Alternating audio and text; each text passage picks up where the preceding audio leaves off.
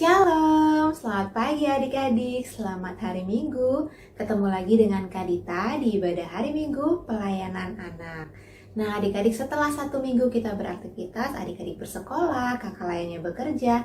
Di hari Minggu ini kita kembali bertemu untuk sama-sama memuji Tuhan dan juga mendengarkan firman Tuhan. Kita juga mau mengucap syukur untuk setiap berkat dan penyertaan Tuhan di dalam aktivitas kita di sepanjang minggu ini. Seperti biasa, sebelum memulai ibadah, Kak Dita mau mengingatkan adik-adik untuk mempersiapkan Alkitabnya, kidung cerianya, dan juga uang persembahannya. Lalu kalau ada adik-adik yang mau mencatat khotbah hari ini, jangan lupa dipersiapkan alat tulisnya dan juga buku catatannya. Adik-adik sudah siap untuk beribadah? Sebelum memasuki ibadah, Kak Dita mau mengajak adik-adik untuk bersaat teduh terlebih dahulu. Kita mau mempersiapkan hati dan pikiran kita untuk menghadap Tuhan. Semuanya ambil sikap saat teduh yang baik. Saat teduh dimulai.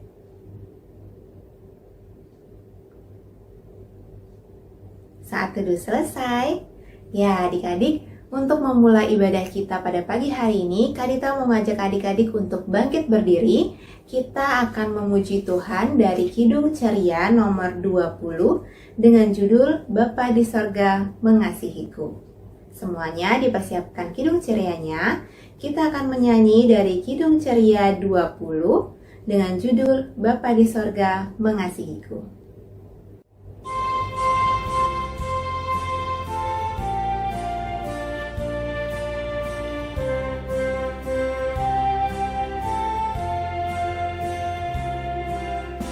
Bapa di sorga mengasihiku,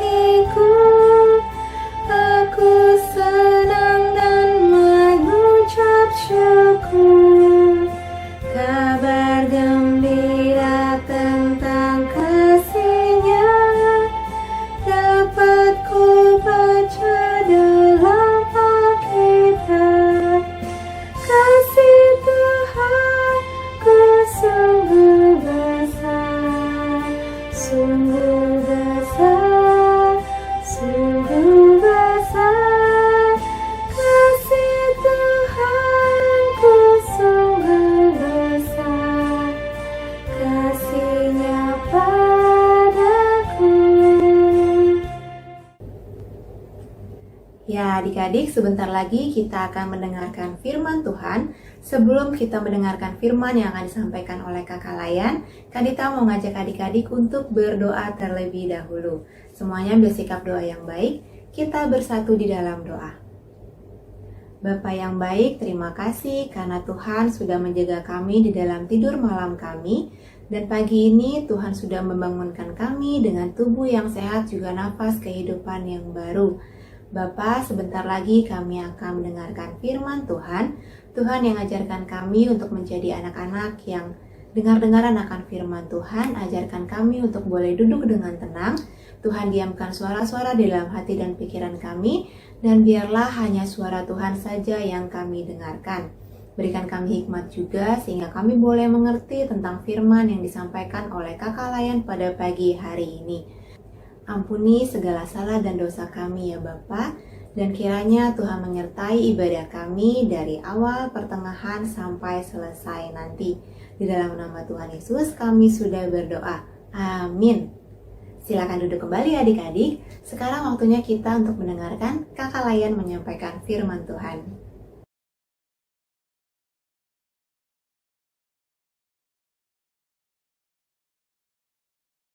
Nah, adik-adik, sebelum kakak lebih jelas, lebih detail menceritakan kembali isi dari firman Tuhan, kakak sekilas membahas tentang perikop ini dulu ya. Nah, dalam perikop ini yang kita baca tadi, mengisahkan tentang perdebatan yang terjadi antara Tuhan Yesus dan kaum Farisi. Ya, dalam hal ini yaitu pemimpin agama. Kakak yakin adik-adik sudah mengerti lah ya, yang namanya kaum agama, yaitu kalau zaman sekarang itu pelayan Tuhan ya. Nah, orang Farisi ini memiliki rasa mungkin rasa iri karena Tuhan Yesus pada saat itu tahu segalanya, namanya Yesus ya, tahu segalanya. Jadi mereka mencoba untuk menjatuhkan, untuk membuat Yesus merasa bersalah dengan setiap tindakan yang ia lakukan. Nah, perdebatan yang dilakukan ini dilakukan di mana? Di rumah Tuhan, di tempat peribadatan, dan pada hari Sabat. Nah adik-adik, ya, kita kembali dalam firman Tuhan ini ya. Nah, dari cerita tadi ini kita lihat ya, sudah jelas-jelas sekali bahwa perdebatan yang dilakukan oleh yang dilakukan oleh pemimpin agama dalam hal ini jelas-jelas ingin agar Tuhan Yesus merasa bersalah atau melakukan satu tindakan yang salah. Ya, dengan cara apa yang dilakukan? Apa cara yang dilakukan oleh kaum Farisi dalam hal ini? Yaitu mereka bertanya. Yaitu apa pertanyaan? Kita coba lihat ya dalam ayatnya yang ke-10. Bolehkah menyembuhkan orang pada hari Sabat? Itu pertanyaan. Bolehkah kita menyembuhkan orang yang sakit pada hari Sabat? Nah, adik-adik, kakak juga ingin memberitahukan bahwa zaman dulu yang dinamakan hari Sabat itu orang-orang di sana itu tidak melakukan kegiatan, ya, entah bekerja atau apapun itu, ya, yang melakukan kegiatan fisik dilarang, ya. Tidak boleh sama sekali ada kegiatan, cuma hanya kegiatan beribadah yang bisa dilakukan. Ya, adik-adik bekerja di ladang atau mau kemana nggak boleh, ya, dilarang sekali. Nah, karena itulah menjadi dasar mereka mempertanyakan hal itu kepada Yesus. Ya, mereka mencoba nih. Nah, apa kata Yesus? Ya, ketika orang Farisi bertanya, apakah kita bisa menolong orang pada hari Sabat? Ia tidak langsung mengatakan tidak sih, ya. Tapi Tuhan Yesus membungkus jawabannya itu dengan begitu indah dengan satu perumpamaan. Apa perumpamaan? Ia berkata gini, coba misalnya kamu yang memiliki domba, ya. Ya, seorang gembala yang memiliki domba, tiba-tiba nih dombanya kepleset, jatuh di sebuah lubang. Apa yang dilakukan? Pasti kita tolong kan? Gak mungkin kita biarin begitu aja. Kita tolong dia. Kita keluarkan tuh domba agar domba itu selamat. Ya. Dan itu yang dilakukan Yesus. Ia mengatakan, kalau domba begitu kita kasih, apalagi manusia, ya, sesama kita ini, sesama kita. Jadi jangan kita membedakan, jangan kita lihat situasi, karena ini hari Sabat, maka kita tidak perlu menolongnya. Adik-adik, di sini kakak jelaskan kembali bahwa zaman dulu itu hari Sabat itu sangat-sangat sakral, di mana orang tidak boleh melakukan berbagai kegiatan. Bahkan untuk menyembuhkan, untuk menolong orang pun saat itu dilarang, ya. Nah, di sini Tuhan Yesus membantah, ya, mengatakan bahwa itu salah, ya. Tuhan Yesus tidak mengikuti apa yang disampaikan oleh kaum Farisi, ya, pemuka agama ini. Walaupun mereka pelayan Tuhan saat itu, pelayan gereja, kalau itu adalah satu tindakan yang salah, ia tidak ikutin gitu, karena ia tahu bahwa tindakan itu salah. Makanya ia mengatakan jangan memilih, ya, jangan membatasi diri untuk tidak menolong atau mengasihi sesama kita, ya. Nah, adik-adik, seperti firman Tuhan tadi yang dikatakan Tuhan bahwa satu hal yang ingin Tuhan Yesus sampaikan kepada kita, kita harus bisa mengasihi sama kita dalam situasi apapun, dalam keadaan apapun, dan dalam pribadi apapun sesama kita itu. Ya, maksudnya entah itu dia memiliki warna kulit yang berbeda dengan kita, bahkan berbeda suku, latar belakang, ya, keadaan ekonomi, kita nggak boleh memilih-milih. Aku mau berteman dengan sesukuku, aku mau berteman dengan yang memiliki warna kulit yang sama denganku, nggak bisa, Ya, di sini jelas-jelas bahwa Tuhan ingin menyatakan bahwa kita harus bisa mengasihi sama kita.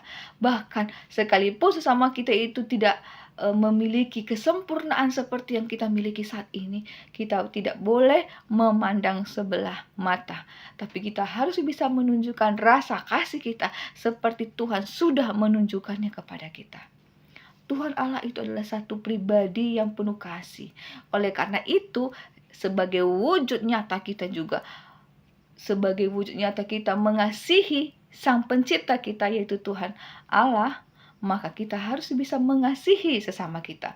Gak perlu jauh-jauh dulu adik-adik, dalam lingkungan keluarga dulu. Ada mama papa, kita udah mengasihi mereka. Ada abang kakak kita, adik kita sudah mengasihi mereka dengan tulus. Yuk, coba introspeksi diri, apakah saya sudah benar-benar mengasihi mama papa saya dengan mendengarkan setiap anjuran nasihat mereka? Apakah saya sudah mengasihi saudara saya dengan tulus tanpa ada embel-embel atau aku mau sayang sama adik aku karena aku pengen ini? Ya, gak boleh ya. Kita harus mengasihi sama kita dengan tulus. Kalau dalam keluarga itu kita sudah menyatakan rasa kasih kita, maka di luar dengan sendirinya kita bisa menerapkan dengan baik juga. Ya, bagaimana mengasihi sama itu dengan tulus tanpa membeda-bedakan. Oke? Demikianlah firman Tuhan pada pagi hari ini. Kakak berharap kita menjadi satu pribadi yang diinginkan Tuhan, yaitu mengasihi sama kita tanpa melihat perbedaan yang ada. Tuhan Yesus memberkati kita semuanya. Amin.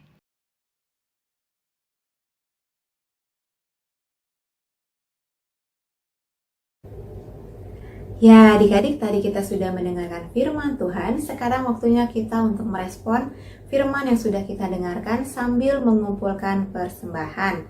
Kita akan kembali memuji Tuhan dari Kidung Ceria 256 ayatnya yang pertama dan yang ketiga dengan judul Hidup Kita Yang Benar.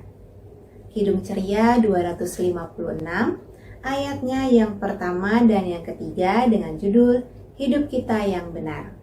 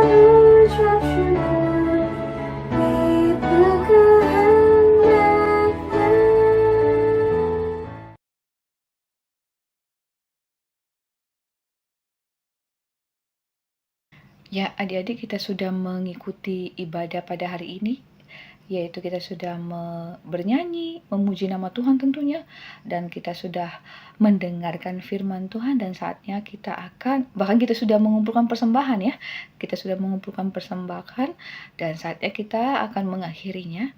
Mari kakak mengajak kita berdoa ya, kita tutup mata kita mau datang di hadapan Tuhan dengan tulus, kita mau berdoa ya. Lipat tangannya kita satu dalam doa. Tuhan yang Maha Pengasih dan Penyayang, kami bersyukur karena Engkau begitu baik dalam kehidupan kami. Terima kasih Tuhan untuk pengajaran-Mu pada hari ini, yaitu bagaimana kami bisa belajar untuk mengasihi sama kami tanpa membeda-bedakan Tuhan. Dalam situasi atau keadaan apapun, kami harus bisa mengasihi sama kami Tuhan Yesus. Terima kasih untuk kesempurnaan yang Kau berikan dalam hidup kami, dan biarlah itu tidak membuat kami merasa lebih kepada sesama kami yang memiliki keterbatasan fisik tentunya. Biarlah kami tetap mengasihi mereka seperti Engkau juga sudah menunjukkan rasa kasih-Mu kepada kami Tuhan. Terima kasih Tuhan Yesus. Kami sudah mendengarkan firman Tuhan dan kami juga sudah mengumpulkan sebagian akan persembahan. Kiranya Engkau memberkati persembahan ini menjadi persembahan yang harum di hadapan-Mu. Terima kasih Tuhan, kami menyerahkan segala aktivitas kami selanjutnya pada hari ini, apapun yang kami lakukan, apapun yang dilakukan oleh adik-adik layan kami, Tuhan Engkau berkati. Tutup bungkus dengan kuasa darah-Mu, berikan hikmat kepada mereka untuk senantiasa melakukan apa yang benar, ya Tuhan Yesus. Terima kasih Bapa, ini dalam permohonan kami yang jauh daripada sempurna, kami alaskan dalam nama anak-Mu Yesus Kristus. Bapa, terima kasih. Bapa, terima kasih. Bapa di dalam surga, ku berterima kasih. Amin.